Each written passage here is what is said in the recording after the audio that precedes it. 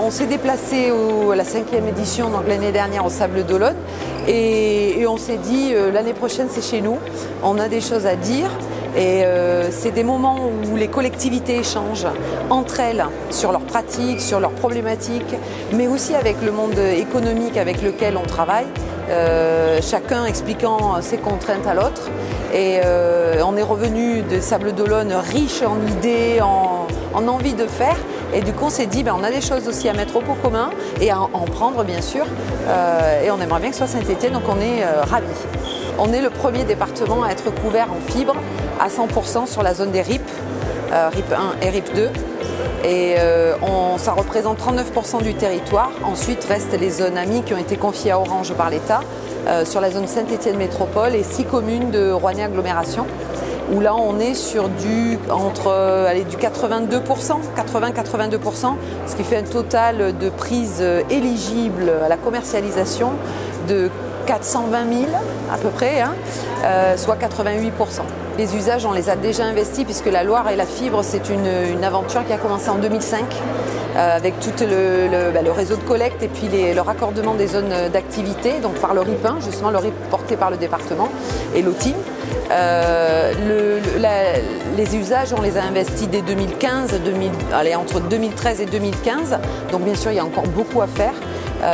Et puis on est aussi sur l'inclusion numérique, la médiation, et là on est vraiment au cœur des compétences départementales. Et le département est là pour porter les actions et coordonner les actions des collectivités du territoire en premier lieu, puisqu'il est chef de file en matière d'aménagement numérique, il porte le schéma d'aménagement numérique du territoire et aussi agir en tant qu'acteur dans ses compétences propres comme le social, et c'est aussi par exemple l'inclusion numérique, la cybersécurité, la sobriété numérique, pour être incitateur aussi sur le territoire. Sur le département physique, soit on finance comme les EPN, par exemple, on subventionne les espaces publics numériques.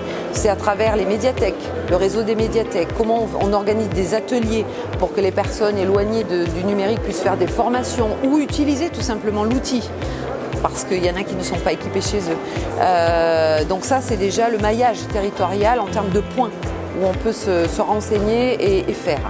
La deuxième chose, c'est mettre en place des gens qui vont accompagner, acculturer ces publics-là. Et donc le public qui bénéficie des aides sociales du département est accompagné par des écrivains numériques qui ont renforcé les assistantes sociales, les travailleurs sociaux, enfin toutes nos équipes sociales pour accompagner ces publics. Et il y a le plan de France Service avec les conseillers numériques.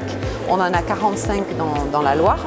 On a recruté 8 conseillers numériques pour nos compétences internes, mais un de ces conseillers numériques sera le coordinateur des 45 du territoire qui sont répartis dans des collectivités comme les communes, les EPCI beaucoup, des associations aussi qui sont sur ces sujets-là et qui permettra d'avoir un support pour tous ces conseillers pour échanger sur leurs problématiques, sur leur savoir-faire, sur leur réussite et de mettre en place un schéma de médiation et d'inclusion à l'échelle du département en prenant en compte toutes les spécificités autant humaines que territoriales.